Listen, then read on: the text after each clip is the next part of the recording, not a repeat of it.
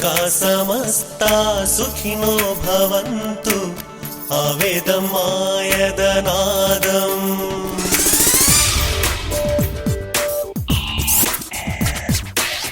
ఆ మాట కథం ఇదిగో ఇదంటూ చూపాలి మన జీవితం.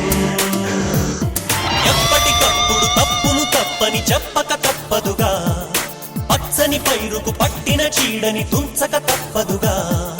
నీతికి చితి పెట్టే చేతికి నిప్పంటే చెబుతాం, నెత్తురు చవి చూపే కత్తికి నొప్పిని చూపెడతాం. అందరికీ అమృతమందేలా గరళం సేవిస్తాం, అందరి భారం సిలువై మోసిన కరుణై గర్విస్తాం.